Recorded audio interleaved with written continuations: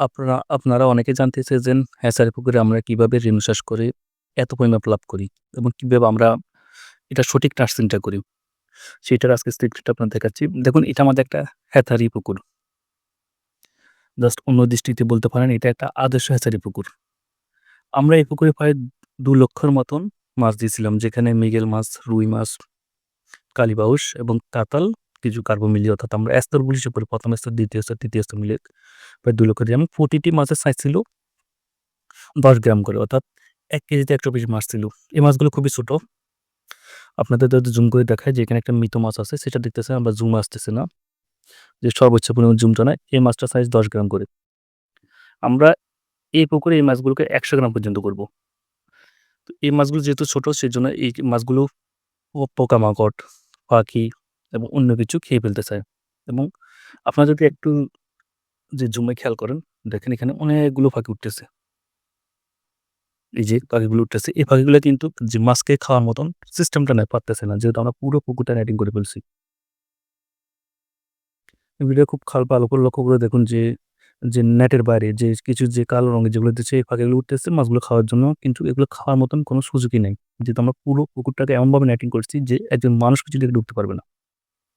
Just খাবার দেওয়ার সময় যেহেতু আমরা একটা জায়গায় রেখেছি ওই পাশ দিয়ে, যে ওইখান থেকে শুধু খাবার দেওয়ার সময় একজন মানুষ নামতে পারবে, অন্যথায় আর কেউ নামতে পারবে না। আপনারা যদি দেখেন যে এটা পুকুর পাড়, যে এখানে হাত দেওয়ার মতো আমরা সুযোগ রাখিনি। এটা যদি দেখেন যে আমরা একটু যদি জুমটা কমিয়ে দিই আপনাদেরকে, উম যে কিনা হাত দেওয়ার মতো না, একদম ফাড়ের সাথে আমরা লাগিয়ে এই পুরো আমরা পাড়টা নেট করে ফেলছি। এতে আমরা এখানে যত পিস মাছ দিব রোগ আক্রান্ত ব্যতীত অন্য কোথাও এই মাছগুলো মিস হবে না। আপনারা যদি দেখেন যে আমরা পাড়ের সাথে এমনভাবে লাগিয়ে দিয়েছি যে এখানে কোনো পাখি ঢোকা অসম্ভব। ভিডিওতে দেখতেছেন পাখিগুলো নেটের বাইরে যে উড়াউড়ি করতেছে এই পাখিগুলো, এগুলো মাছ খাওয়ার জন্য। কিন্তু এগুলো খাওয়ার মতো কোনো সুযোগই নেই। আমাদের পুকুরে মাছগুলো সেফ। এটা হলো আমাদের যে আদর্শ পুকুর বা নার্সিং সাথে সবচেয়ে বড় সমস্যা।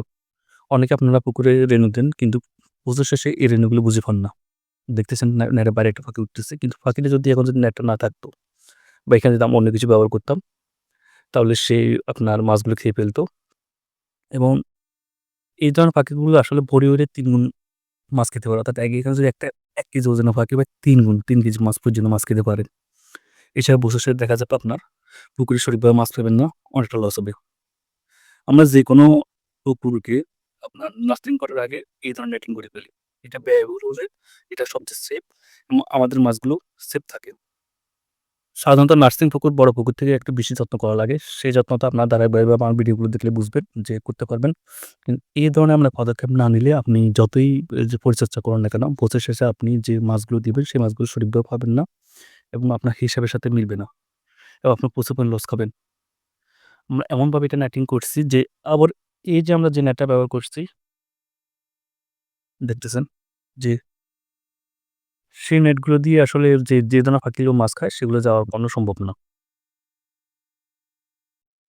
আমরা এভাবে পুকুরকে যে রক্ষা করি এবং যে বছর শেষে সেই হিসাবে আমাদের লাভবান হই এবং আমরা যতগুলো ফিস মাছ দিই সবগুলো ফিস মাছই আমরা পুকুর থেকে বুঝে নিই।